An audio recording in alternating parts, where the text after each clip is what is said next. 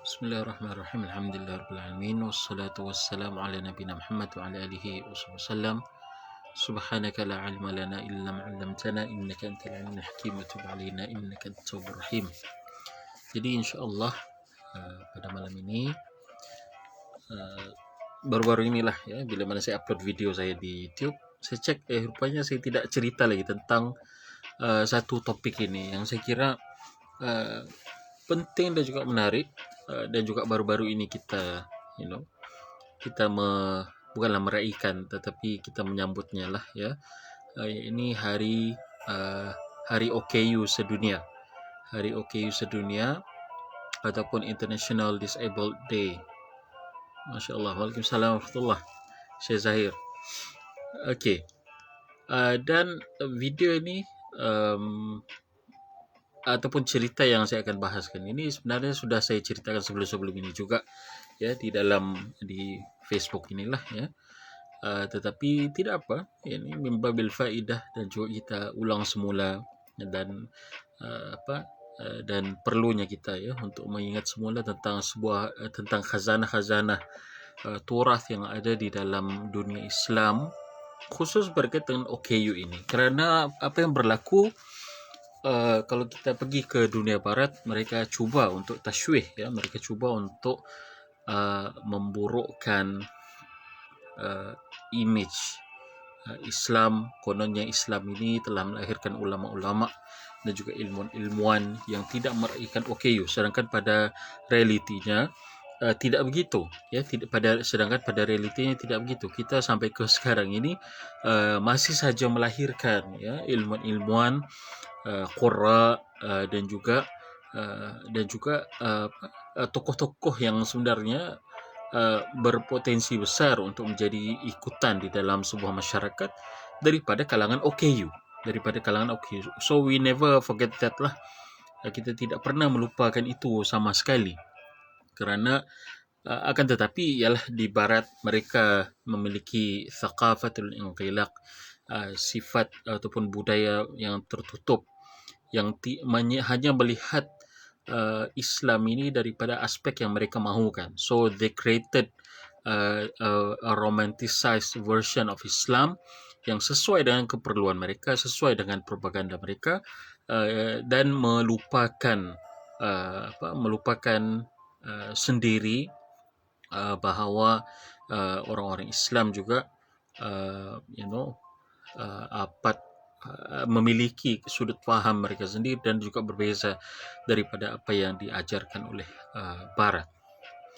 Khusus berkenaan tentang OKU ini, sebelum ini saya telah Alhamdulillah Allah SWT telah mengizinkan saya untuk menulis beberapa makalah, beberapa artikel, kajian-kajian berkenaan tentang ulama dan juga OKU. Dan macam saya katakan tadi, daripada dahulu sampai ke sekarang ini sebenarnya kedudukan OKU itu tidak pernah tercabar ya, tidak pernah tercabar di dalam dunia Islam. Hanya saja teknologi kita khususnya di dunia Islam ini tidak seefektif mana untuk meraihkan keberadaan golongan OKU. Yang saya maksudkan tidak seefektif mana di sini ialah seperti mana kalau kita jadikan sebagai contoh ya, di mana adakah banyak ya tandas-tandas ataupun adakah banyak ruang-ruang solat yang mesra OKU? Adakah banyak tempat-tempat jalan-jalan di negara-negara orang Islam ini yang mesra OKU? Ada atau tidak? Dan adakah kawasan-kawasan yang tersebut yang dikatakan mesra OKU itu dijaga dan juga di-maintain dari masa ke masa? Begitu juga daripada segi pendidikan. Dan hal ini kalau kita tengok, alhamdulillah kita di Malaysia antara negara yang okey sebenarnya, negara yang okey tetapi masih boleh diperbaiki lagi, dan khususnya berkenaan tentang cara pembinaan bahasa yang uniform bagi OKU, walaupun sudah ada tetapi kita lihat hal ini berbeza daripada masa ke masa. Baik.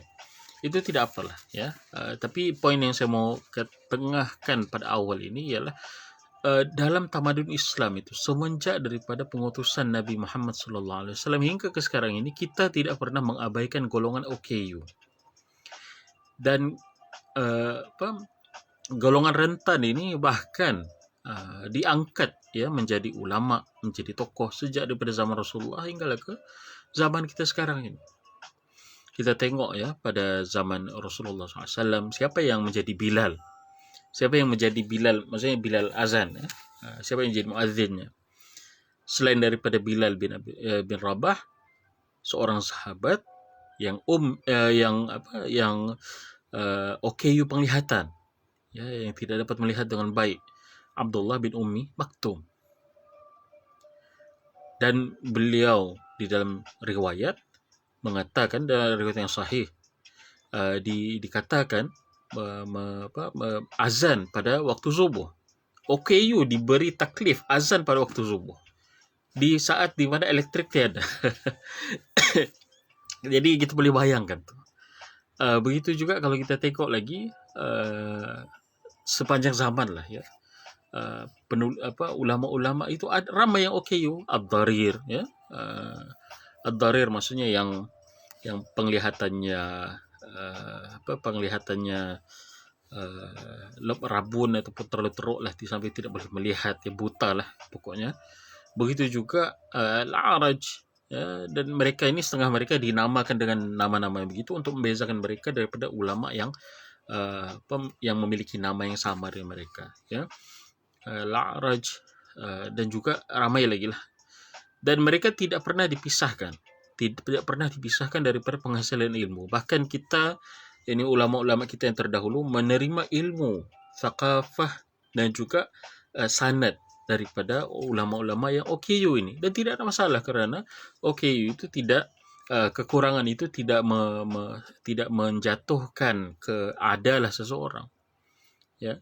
OKU itu tidak sifat OKU itu tidak menjatuhkan adalah seseorang. Adalah maksudnya kebolehpercayaan seseorang itu di dalam menyampaikan ilmu. Dan begitulah sampai ke sekarang ini. Kalau kita pergi ke mana? Ke Masjid Nabawi ya. Ini salah seorang daripada guru saya juga, Syekh Ali Al-Hudithi, hafizahullah taala. Kalau beliau masih hidup, rahimahullah taala, sekiranya kalau beliau sudah meninggal dunia, beliau seorang yang apabila berjalan itu perlu dipimpin kerana penglihatannya kurang. Boleh membaca tapi sebelah mata saja, dan mengajar di kerusi di Masjid Nabawi. Dan ramai lagi lah kalau kita mau katakan. Berarti daripada dahulu tu konsisten kita ni di dunia Islam ini. Ya, kita menerima dan juga menghargai keilmuan seseorang itu kerana ilmunya, bukannya kerana dia itu dan tidak mendiskriminasinya kerana sifat OKU yang ada pada diri dia itu. Maka hal yang sama juga, akan tetapi isunya ialah apabila sarjana barat ya, datang mau mengkajilah kononnya budaya tentang OKU di dalam tamadun Islam, dunia Islam, yang berlaku ialah tidak ramai ulama-ulama yang menulis berkenaan tentang OKU,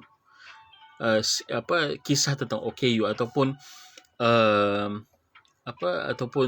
kisah-kisah yang menunjukkan keprihatinan mereka tentang OKU ini, walaupun pada hakikatnya mereka sangat peduli dan juga sangat menghargai golongan OKU ini ya. Tapi buku penulisan yang bersifat khusus itu kurang ya, penulisan yang bersifat khusus itu kurang. Maka yang akhirnya membuat mereka menyangka bahawa kononnya umat Islam ini tidak cakna OKU, tidak rahmah kepada OKU, dan seterusnya sampai ke satu tahap yang saya betul-betul terkejut. Ditujuhnya Ibnu Mibrad ya, seorang alim Hanbali, menulis sebuah buku kononnya yang telah menghina ulama-ulama OKU, sedangkan pada hakikatnya nantilah saya akan kongsikanlah di Facebook Kabila. Artikel ini sebenarnya sudah diterbitkan oleh USIM awal tahun ini, tidak silap saya, berkenaan tentang bagaimana seorang pengkaji daripada barat, namanya saya pun sudah tidak ingat. Ada di dalam tulisan itu, insya Allah nanti saya akan kongsikan. Dituduhnya Ibnu Mibrat tulis sebuah himpunan nama-nama, kononnya untuk menjelaskan ulama-ulama ini memiliki zawil ahad. Di dalam tajuk buku tersebut zawil ahad, dan dia menuduh Ibnu Mibrat menjatuhkan adalah yang ada pada ulama OKU itu. Menjatuhkan adalah maksudnya menilai ulama-ulama OKU ini tidak thiqah. Tapi bila mana, dan teks itu hanya dibaca secara tajuknya saja oleh si pengkaji barat ini. Dan apabila teks itu ditahqiq baru-baru tahun lepas, teks itu ditahqiq secara sepenuhnya, Ibnu Mibrat cuma menyenaraikan nama-nama ulama-ulama OKU ini dan tidak memaksudkan zawil ahad itu sebagai orang-orang yang adalahnya terjatuh. Jadi ada overreading di situ, ada semacam niat buruk daripada barat, dan sayangnya ramai orang merujuk kepada tulisan tersebut. Ya, ramai orang merujuk kepada tulisan tersebut yang perlu kita ialah teliti dan tidak terima bulat-bulatnya apa yang dinyatakan oleh barat. Okey. Balik kepada cerita asal yang saya taruh di bagian tajuk ini. Jadi bila mana kita kaji, rupanya ada buku-buku dan juga penulisan-penulisan khusus yang ditulis para ilmuwan Islam khusus berkenaan tentang OKU ini. Di antaranya yang tadi ditulis oleh Ibnu Mibrat, dan saya ada senaraikan ya di dalam buku ini. Di antaranya ialah karangan Al-Zamakhsyari ini. Karangan Al-Zamakhsyari ini Tasliyatud Darir. Tasliyatud Darir karangan Al-Zamakhsyari. Seorang alim, walaupun akidahnya Mu'tazilah, tetapi karyanya tetaplah diraikan kerana karya-karyanya khususnya di dalam tafsir tidak ada tandingannya di dalam bidangnya. Ini tafsir Al-Kashaf karangan Al-Zamakhsyari. Nanti kita akan ceritakan sebelum kita masuk di dalam kisah ini. Di mana buku itu ialah ini. Tasliyat At-Tabsyir bitarjamat Tasliyat Ad-Darir. Saya letakkan tajuk At-Tabsyir itu menghibur duka mereka yang buta, menghibur duka mereka yang buta, dan sengajalah diletakkan logo di sini, tulisan Braille, walaupun sebenarnya lah kalau boleh saya cadangkan pada penerbit hari itu kalau boleh kita letak emboss di bahagian ini, tetapi ini pun tidak tahu apa yang dimaksudkan oleh designer ni, apakah hurufnya, apakah bacaannya, saya pun secara peribadi tidak tahu. Tapi beginilah logonya, beginilah rupanya At-Tabsyir bi tarjamat Tasliyat Ad-Darir, atau menghibur duka mereka yang buta karangan Al-Zamakhsyari. Sebuah tulisan yang dikhususkan oleh Zamakhsyari buat sahabatnya yang buta, buat sahabatnya yang buta. Dan kalau kita tengok sejak daripada zaman Rasulullah SAW, OKU memang sudah diraikan macam saya katakan tadi. Tetapi yang berkait tentang penulisan ya, berkenaan tentang OKU ini, kalau kita lihat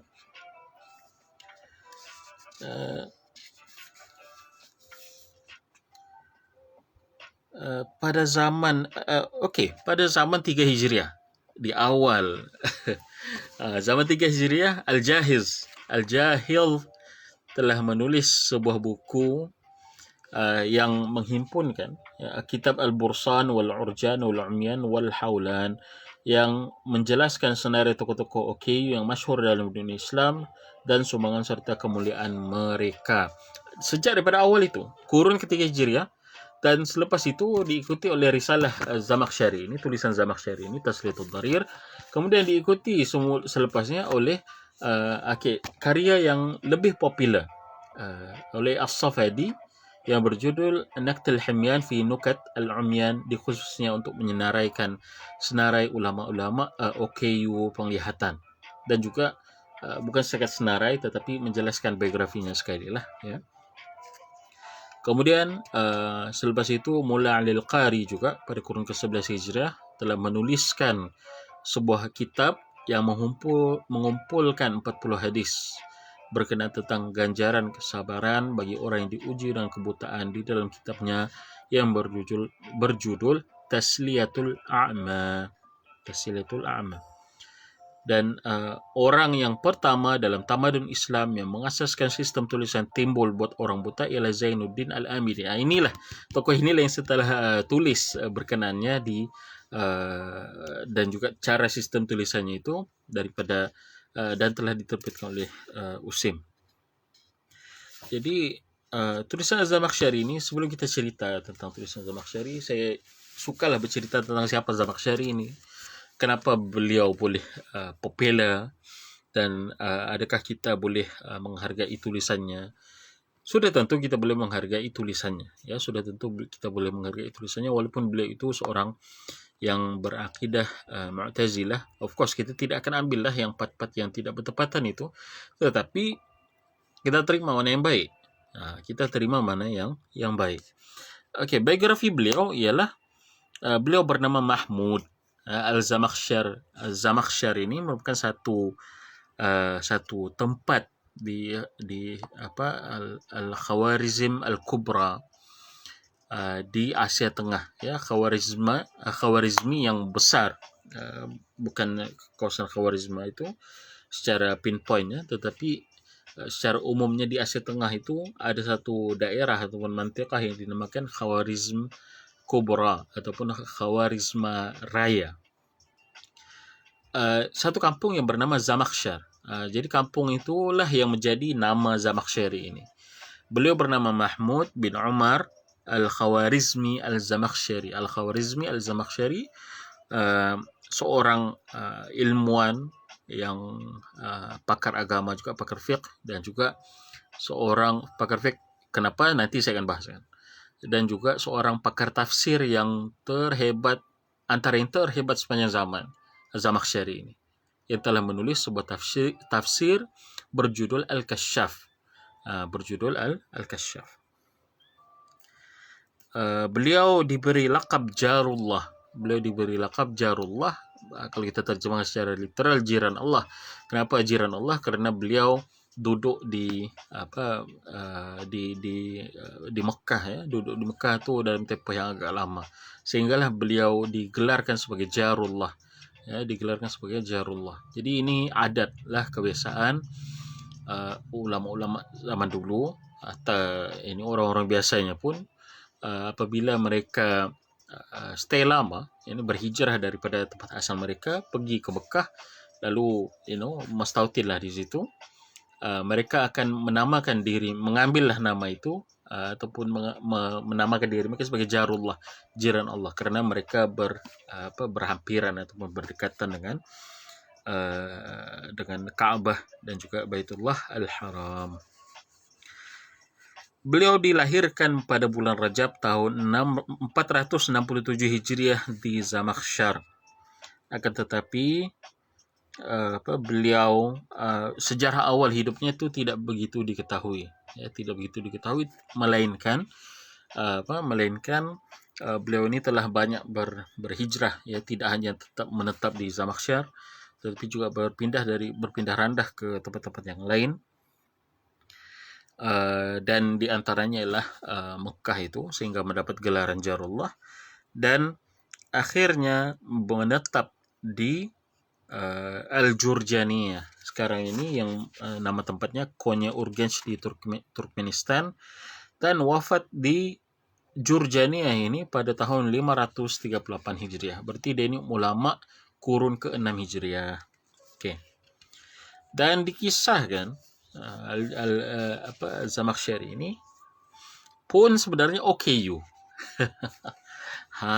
Pun sebenarnya OKU. OKU apa? Kalau sahabatnya itu OKU penglihatan, dia ini pun juga OKU, tetapi OKU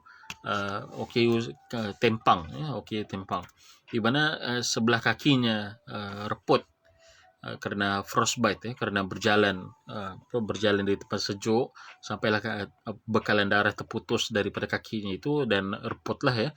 Bila dibedah diganti dengan kaki kayu. Berarti si Al-Zamakhsyari ini sangat dia seorang ulama OKU dan sangat paham tentang perasaan bagaimana menjadi seorang OKU itu. Jadi bila mana dia tahu ada salah seorang kawan dia diuji dengan ke penglihatannya, ya, sudah daripada sebelumnya celik akhirnya berubah menjadi orang yang hilanglah penglihatannya itu. Dia faham dan dia tulislah risalah ini, Tasliyatud Darir. Okey. Nanti kita akan bahaskan macam mana dan juga apakah sikap beliau berkenaan ini secara detail lah. Kita akan tengok macam mana beliau mulakan tulisan Tasliyatud Darir ini dengan kata-kata yang begitu meresap dan menyentap jiwa lah, ya. Dari situ kita faham perspektif Zamakhsyari ini.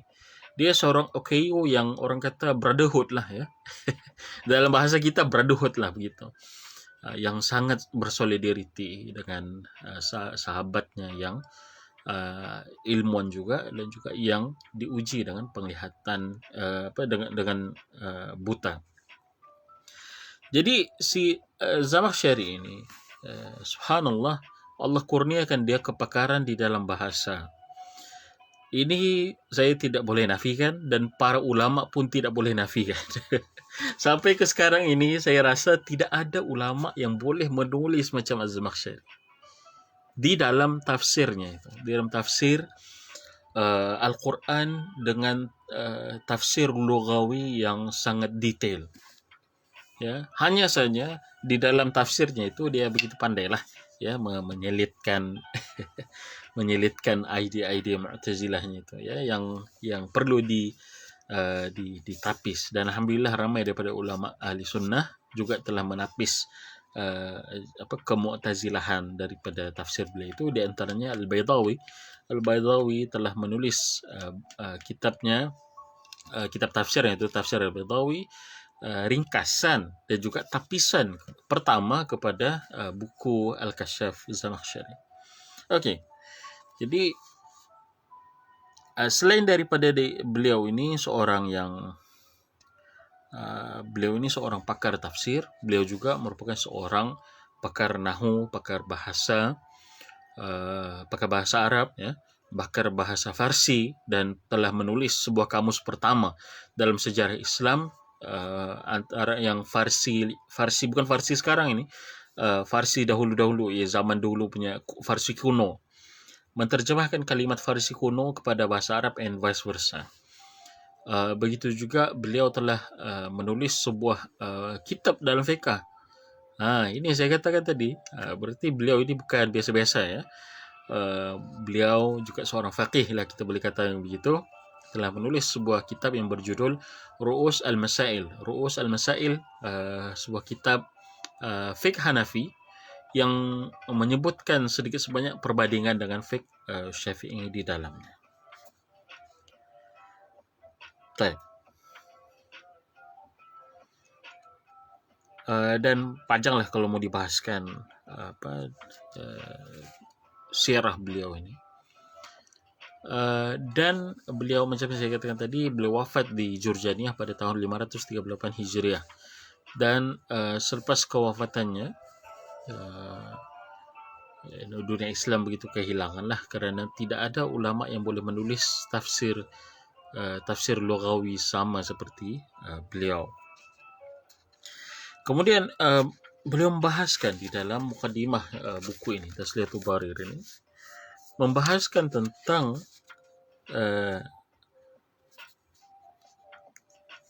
beberapa perkara yang dijadikannya sebagai cara untuk merawat hati, memujuk hati sahabatnya itu yang buta. Dia mau beritahu, dia nak beritahu kepada sahabatnya itu, kau ni bukan seorang kau saja diuji dengan kebutaan, ramai juga orang-orang lain diuji dengan kebutaan. Dan begitu juga diingatkan bahawa kebutaan yang Allah SWT uji kepada engkau ini, wahai kawanku, Allah SWT pasti akan gantikan dengan nikmat yang lain. Dan hal ini bila mana saya ceritakan pada live yang sebelum-sebelum ini, ada yang bertanya, Ustaz, macam mana Soalnya dia masih melekat ya dalam pikiran saya, subhanallah. Ustaz, macam mana dia ni buta, kawan dia ni lah ya, buta uh, tapi Zamakhsyari tulis surat kepada kawan dia ni. Macam mana dia mau baca? Jadi menjadi soalan. Zaman tu wallahualam ada braille atau tidak, yang maklumat yang sampai kepada kita tidak ada lagi sistem penulisan yang khusus bagi OKU pada zaman itu. Tapi saya jawablah ya, boleh jadi yang sampai kepada orang itu, kepada kawan dia inilah ya, surat dan dibacakan oleh orang lain, So menarik ya soalan-soalan daripada setengah sahabat ini. Kadang kita pun tidak terfikir sewaktu kita menerjemahkan risalah ini, ya, dibacakan kepadanya ya. Jadi okey. Zamakhsyari di dalam mukaddimahnya ini, tengok dia mulakan mukaddimahnya ini dengan doa. Subhanallah. Dia doakan saudara kawan dia ini supaya jangan terlalu bersedih. Ya, dia katakan di sini, semoga Allah menambahkan kecilikanmu pada kepercayaan dan agamamu, Allah, dan mencerahkan petunjuk keimanan dan keyakinanmu. Semoga dia mengisi pelosok hatimu dengan cahaya yang cemerlang dan nuranimu dengan kebenaran yang jelas terzahirkan. Semoga dia menjadikanmu tergolong daripada mereka yang mampu menyaksikan perkara yang lebih halus daripada bintang as-suha, bintang yang berada di langit lah. Terlalu kecil, tetapi ini Zamakhsyari doakan, semoga kau punya penglihatan, mata hati kau tu dapat melihat perkara-perkara yang lebih halus dan lebih seni daripada bintang itu dengan mata hati dan akal, kata Zamakhsyari. Semoga dia menggantikan cahaya daripada matamu yang telah kelam dan carapan penglihatanmu yang ternafikan dengan mata hati yang mampu menembus akan apa yang tidak mampu dilihat oleh mata sesiapapun dan tak mampu tercapai oleh penglihatan sesiapapun. Semoga dia mengilhamkan kesabaran buatmu atas musibah kelamnya yang hitam itu, yakni anak mata. Semoga dia mengurniakanmu kesyukuran atas nyalanya ataupun celiknya mata hati.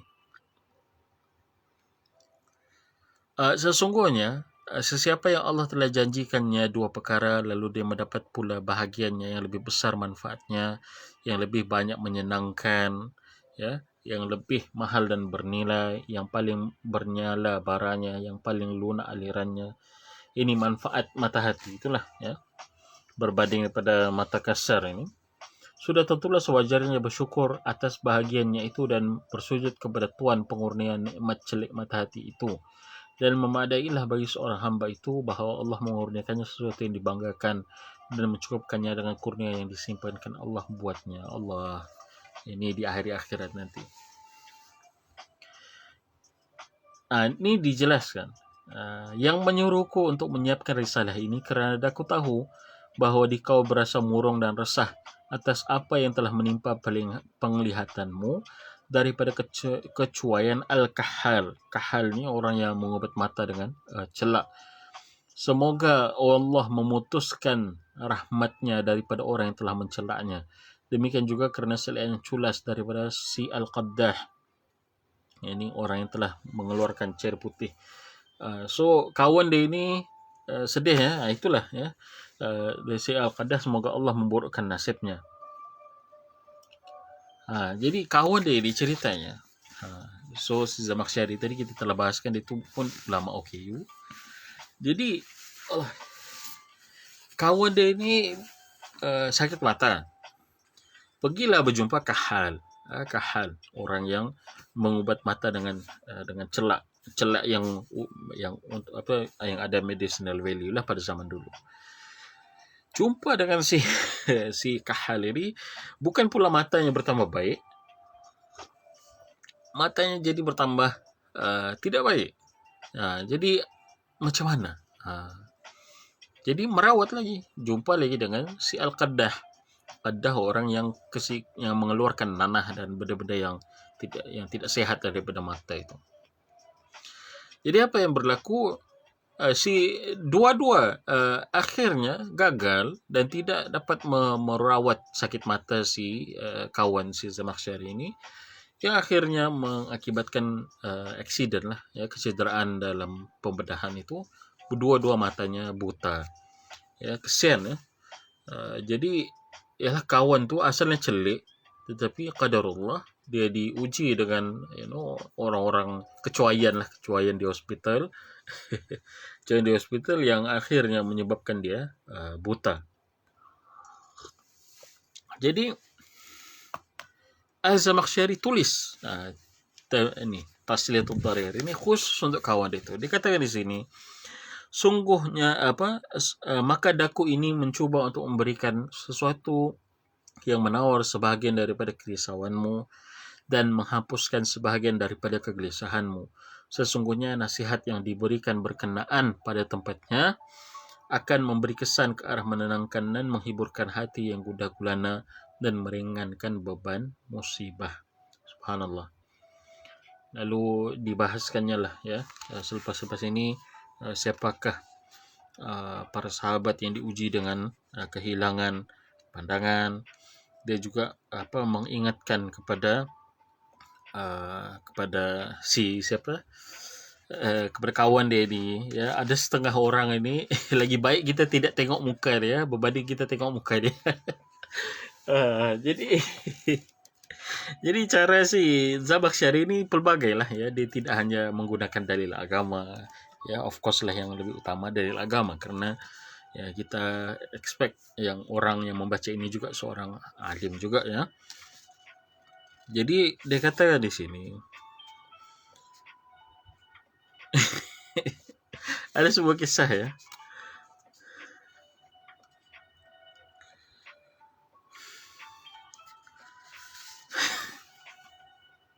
Saya tidak tahu boleh atau tidak saya ceritakan di sini, tapi ada di dalam buku ini. Ada di dalam buku ini, tapi okey, tidak apa kita ceritakan.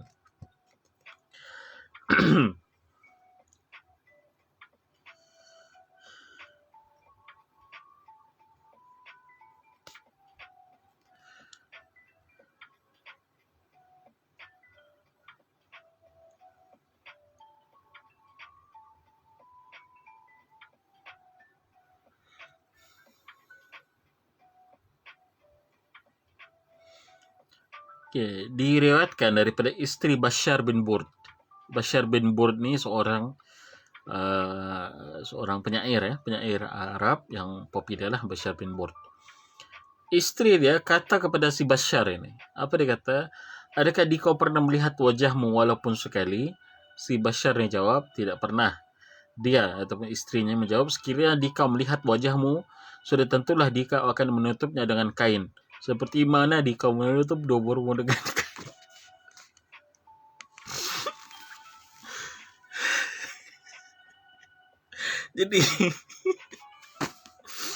Jadi bayangkan, ya, saya pun agak conflicted macam mana menerjemahkan dubur itu, ya. Adakah saya boleh eja dengan intonasi yang lebih kasar, so kita lebih menampakkan unsur lucu yang dikehendaki oleh Zamakhsyari, jubur sebagai contoh, ya, ataupun saya lunakkan dia, jadikan dia sebagai dubur. Jadi okey, selepas dia cerita tentang kemuliaan Allah SWT akan kembalikan mata engkau, akan gantikan, bukan kembalikan, Allah SWT akan ganti dengan mata hati yang lebih celik, Allah akan gantikan dengan deria yang lebih sensitif, yang lebih tajam, yang berbanding daripada sebelumnya. Kemudian dibawa cerita-cerita ini dan ditutupnya dengan senarai beberapa ilmuwan dan juga tokoh-tokoh daripada salafus saleh yang juga OKU, ya, yang juga OKU. Jadi so itu itu Risalah Tasliyatud Darir ini jangan baca laju, ya. Jangan baca laju, walaupun saiznya itu agak tipis kalau kita tengok di sini. Saya secara peribadi saya suka membaca buku ini, dibaca secara ulang-ulang. Kita baca sekali, kemudian berhenti ataupun berhenti pada bahagian-bahagian tertentu, baca lagi sampai kita betul-betul hadam apa sebenarnya yang ingin disampaikan oleh Zamakhsyari kepada kawan dia. Jadi begitu. Itu that's the acara ya untuk bagi apa yang telah disumbangkan Zamakhsyari kepada dunia Islam secara umumnya dan juga kepada kawannya itu secara khusus tentang cara mana membina dunia yang lebih rahmah dan juga lebih cakna OKU. Dia sebagai ilmuwan, of course dia boleh tulis lah, ya, dia boleh tulis risalah ini dan juga kawannya mungkin juga seorang ilmuwan, kawannya juga seorang ilmuwan, maka berlaku interaksi itu. Tetapi macam mana kita mencipta dunia lebih rahmah berkenaan tentang ini, of course sudah tentulah kita menyediakan dunia yang lebih accepting, yang lebih meraihkan keadaan OKU ini dan juga tidak dihalang OKU ini daripada melakukan perkara yang mereka suka dan juga mereka mahu. Sebab itu kita ada Paralympics, ya, kita ada segala macam aktiviti-aktiviti yang melibatkan OKU ini dan membuktikan bahawa kelemahan yang mereka ada itu tidak menjadi penghalang untuk mereka turut mencapai perkara-perkara yang membuat mereka bahagia dan juga seronok. Dan apa yang dibawakan oleh Zamakhsyari inilah yang dinamakan sebagai brotherhood di dalam Islam. Walaupun kita tidak sebut dan kita secara umumnya kita tidak membahaskan ini secara begitu terperinci, ya. Tetapi dalam tamadun Islam itu ada cara macam mana kita untuk meraihkan OKU dan juga cara macam mana kita mengangkat darjat OKU ini daripada yang sebelumnya menjadi terlalu rentan dan tidak dipedulikan hingga ke tahap mereka boleh, sebagai contoh, membaca Al-Quran. Mereka juga terlibat dalam aktiviti keagamaan, aktiviti sosial, aktiviti yang membuat mereka rasa terlibat di dalam sebuah masyarakat. Ya. Dan hal yang sebenarnya membuka fikiran saya untuk menerjemahkan Tasliyatul Darir ini, walaupun saiz buku ini dan agak kecil, tetapi pada saya ini merupakan bukti. Buku ini bukti, ya, bahawa di dalam tamadun Islam kita tidak pernah mengabaikan OKU. Biar daripada zaman salafus saleh, zaman keemasan Islam apatah lagi, dan seterusnya. Kalau kita tengok bahagikan 1500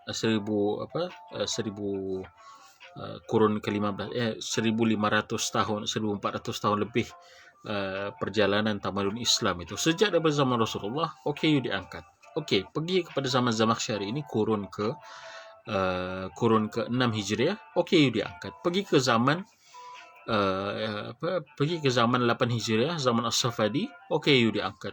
Ada karya yang menulis berkenaan tentang OKU. Kalau kita balik kepada zaman Al-Jahid tadi, kurun ketiga Hijriah, ada karya berkenaan tentang OKU. Kita pergi ke kurun 11 Hijriah, zaman Mulla Ali Al-Qari, ada karya yang ditulis berkenaan tentang OKU. Ke zaman kita sekarang, apatah lagi, begitu ramai ulama-ulama kita menulis tentang OKU. Jadi satu persepsi yang salah untuk mengandaikan orang-orang kita, orang Islam tidak peduli OKU. Bahkan kita ini sangat cakna OKU, tetapi kerana tidak ada yang menulis, tidak ada pendokumentasian.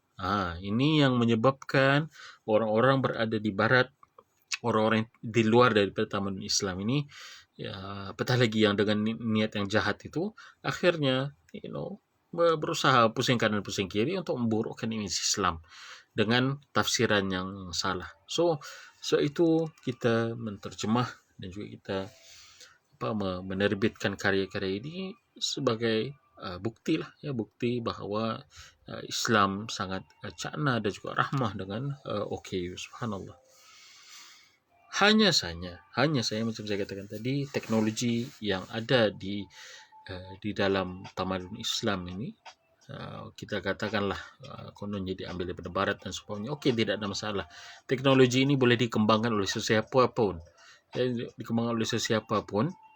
Tetapi bagaimana kita daripada negara-negara yang majoriti Muslim ini mengambil teknologi tersebut, mengadaptasinya dan juga menyesuaikannya untuk keperluan-keperluan OKU. Saya kira banyak yang telah diusahakan, tetapi seperti mana yang biasa, kalau kita ini hanya tidak mencari maklumat berkenaan OKU ini, kita tidak akan tahu. Kalaulah saya tidak menulis artikel berkenaan tentang Zainuddin Al-Amidi, dan juga saya tidak menulis artikel berkenaan tentang ada satu teori yang saya tengah bangunkan, imperatif taklif, sudah tentu saya tidak akan tahu bahawa rupanya subhanallah kita di Malaysia merupakan negara pertama yang telah mencipta e-braille Al-Quran. Ya, e-braille Al-Quran. Kalau sahabat-sahabat tahu, mushaf kita itu, alhamdulillah mushaf kita itu kita boleh kita yang celik ini alhamdulillah boleh baca, dan ada saiznya yang lebih kecil ya. Tapi bagi braille, mushaf yang fizikal,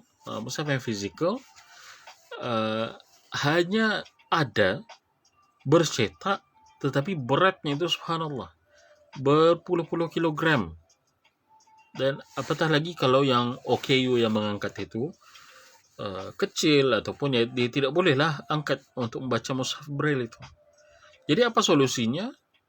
Orang-orang kita di UTM ya, Universiti Teknologi Malaysia, telah menerbitkan, ini telah mencipta sebuah mesin e-braille Al-Quran. Ini dia boleh download lah surah itu, dan kemudian dia boleh baca melalui ada sebuah mesinnya yang Masya Allah canggih ya. Kalau kita tengok di website resmi UTM itu, kita akan jumpa nih e-braille Al-Quran, the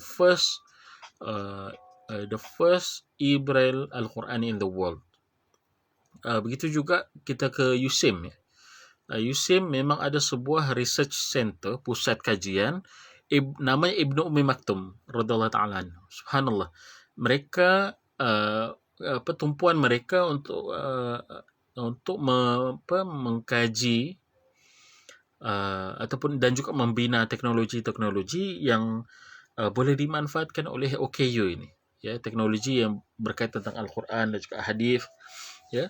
Dan alhamdulillah dorang telah lancarkan tahun lepas ya, tidak silap saya, ataupun awal tahun ini, satu aplikasi di dalam telefon dengan isyarat tangan, bacaan Al-Quran dengan isyarat tangan. Jadi orang-orang yang OKU pendengaran ini, ataupun dalam bahasa kita yang senangnya orang-orang yang peka ini, mereka tidak boleh dengar ya, dan juga dan of course tidak boleh membaca lah ya. Tapi orang boleh baca dengan isyarat. Adalah isyaratnya itu. Dan saya sudah pernah try download dan coba untuk ikuti, yang subhanallah yang saya agak kagum lah ya, macam mana aplikasi itu boleh dibangunkan dengan adanya guide yang mengajar cara untuk membaca satu persatu ayat dan juga perkataan di dalam Al-Quran itu beserta terjemahannya, subhanallah. Dan ini baru sedikit ya, baru sedikit yang saya kira kalaulah kita boleh tumpukan lagi kajian-kajian kita yang selepas ini untuk ke arah ya, membina sebuah masyarakat yang lebih cakna dan juga peduli OKU. Dan subhanallah kenangan saya dengan buku ini, Tasliat Tahrir ini, qadarullah, pada waktu buku ini diterbitkan, adanya satu video yang viral ya, adanya satu rakaman yang viral di mana seorang ketua atau pemimpin gerakan mahasiswa muslim ya, bukan biasa-biasa, ini gerakan mahasiswa muslim yang parking di masjid, tapi di tempat yang khas untuk OKU. Dia parking di tempat khas untuk OKU.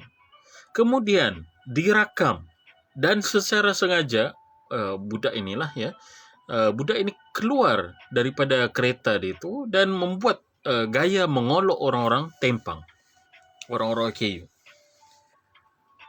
Saya tidak tahu, rasanya masih ada lagi rakaman itu, boleh search lah di YouTube ataupun di Facebook ini ya. Di mana saya sangat tidak sangka lah ya, karena dari mana sebenarnya kesadaran untuk menghina OKU ini. Sedangkan kalau kita tengok dalam tambahan Islam itu tidak ada itu menghina OKU, tapi yang ada menghormati OKU, menghargai OKU, cakna dan juga rahmah kepada OKU. Jadi qadarullah, buku ini terbit pada ketika itu, subhanallah. Jadi kita khususnya di dalam ABIM, kita tidak pernah mengabaikan golongan OKU, dan juga sentiasa membuka ruang untuk kerjasama antar kita dan juga NGO khas OKU ini, dan juga kita sangat menyokong keberadaan mereka dan juga membantu mana yang sepatutnya. Dan juga yang lebih utama, bila mana kita terbitkan tulisan-tulisan yang seumpama ini, kita harapkan orang-orang sekeliling daripada kita, walaupun tidak ramai, ya, kita ingat tuh hadis Nabi SAW, bi an yahdiyallahu bika rajulan wahidan khairun laka min an yakuna laka humurun na'am. Allah SWT memberi hidayat kepada engkau, kepada seseorang melalui sebab engkau, itu lebih baik daripada engkau memiliki seekor unta merah ataupun kenderaan yang paling mahal pada zaman itu.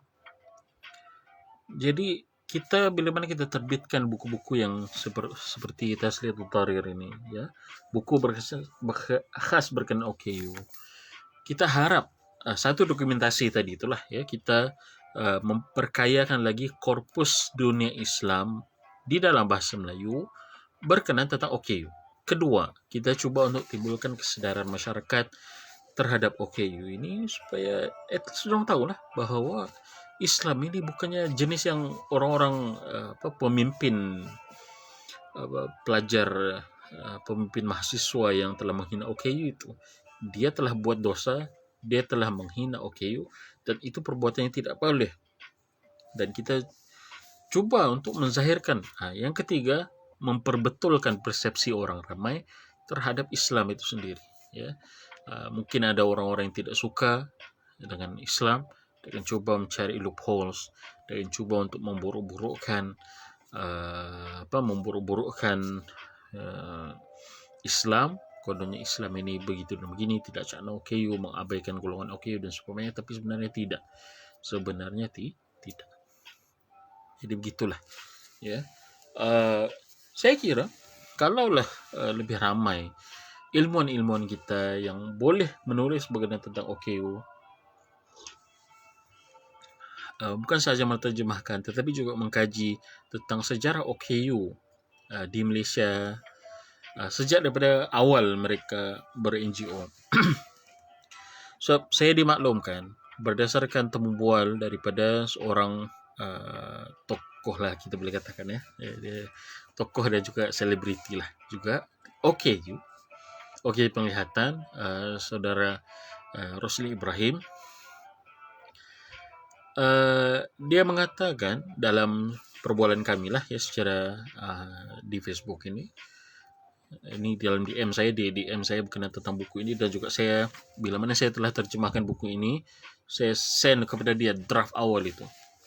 Saya mau dia betul-betul faham bahawa kita ini setia dengan perjuangan bersolidariti dengan OKU. Okay. Nonetheless, dia kata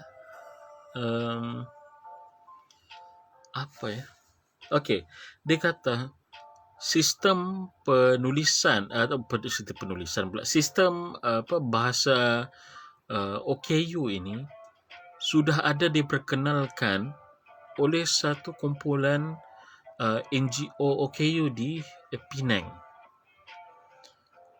Tulisan timbul ini, tetapi sayangnya tidak ada yang menulisnya atau mengkajinya secara lebih detail. Mungkin ada, tetapi kita harap kalau ada, bolehlah kongsikan kepada kita dan juga kongsi kepada orang ramai ya, sebab kita perlulah untuk tahu apa sebenarnya sistem dan juga ciri-ciri kajian ciri-ciri tulisan yang diperkenalkan oleh kumpulan OKU tersebut. Sistem tulisan timbul yang berbeza daripada Braille katanya. Jadi kalau ada, kita seeloknya kalau dapat dikaji dan juga disebarkan maklumat itu kepada awam.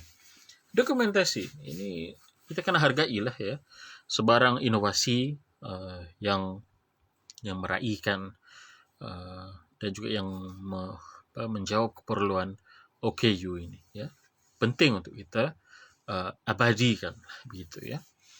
Jadi ala kulli hal kita kembali kepada topik asal kita. Panjang saya bercerita pada malam ini. Ini buku Tasliyatul Darir, menghibur duka mereka yang buta. Saya kira sangat penting untuk kita baca dan juga hadam dan lihat bagaimana Zamakhsyari begitu bersolidariti dengan saudaranya yang diuji dengan diuji dengan kebutaan itu. Dan seharusnya bila mana kita membaca ini, kita lebih cakna, kita faham bahawa di dalam tamadun Islam kita tidak pernah mengabaikan golongan OKU, tapi kita by time sentiasa berusaha untuk support dan juga menyokong perjuangan-perjuangan OKU ini yang betul lah ya, semampu mana yang kita boleh, insyaAllah. Okey, jadi insyaAllah video ini kita akan upload di YouTube. Jadi jadi apa yang baik itu datang daripada Allah Ta'ala, yang kurang lemah itu datang daripada diri saya sendiri. Bagi yang ingin mendapatkan buku ini, bolehlah pergi ke FB Abim Press, ataupun bolehlah pergi ke mana, sekarang ini ada pesta buku ya, pesta buku Selangor di MBSA Shah Alam. Jadi bolehlah singgah untuk dapatkan naskah di situ. Jadi kalau boleh singgah dapatkan naskah ini. Kalau tidak ada dipamerkan, tanya. So orang pekerja kedai itu dia akan tahulah, dia akan tahu dan dia boleh top up lah buku-buku yang kita mahukan itu, insyaAllah ta'ala. Tapi kalau tidak ada, boleh pergi ke Shopee Abim Press juga, dapatkan, sebab buku-buku Abim Press ni kalau habis cetak dia agak rare lah ya. Habis cetak dia akan susah untuk cetak semula. Susah untuk cetak semula dalam arti kata apa? Dalam arti kata kalau mau dicetak semula itu mungkin mengambil masa yang agak lama. Sebab ialah kita ni sebagai penerbit, kita penerbit kecil-kecilan saja. Tetapi kita memiliki semangat yang besar. Ya, semangat tu kalau boleh ingin membuat gegaran ilmu di Malaysia ini. Tapi qadarullah wa ma syaa fa'al. Sewaktu mana Abim Press cuba untuk naik, tapi itulah ya, kita diuji dengan COVID, dan ketika itulah macam-macam isu yang timbul. Tapi alhamdulillah kita sampai ke sekarang ini masih boleh stay afloat dan juga masih menerbitkan buku-buku yang baru. Komitmen kita itu tidak akan pernah luntur untuk umat Islam di Malaysia ini. Diharap didoakan agar kita semua ini di dalam Abim Press ini akan kekal sama ada saya ini, insyaAllah sewaktu kalau saya masih hidup, saya akan sentiasa bersama dengan Abim Press ini. Kesehatan saya dengan Abim Press ini tidak apa orang kata susah sedang sentiasa bersama Abim Press lah. Dan sekarang ini saya sudah 30 tahun, mungkin dalam 30 tahun yang akan datang kita akan boleh membuat satu korpus Islam Abim Press yang besar, insyaAllah, dengan bantuan daripada Allah SWT juga. Apa yang baik itu datang daripada Allah, lemah dan kurang itu datang daripada diri saya sendiri. Wallahu a'lam. Subhanakallahumma bihamdik, asyhadu an la ilaha illa anta, astaghfiruka wa atubu ilaik. Assalamualaikum warahmatullahi taala wabarakatuh.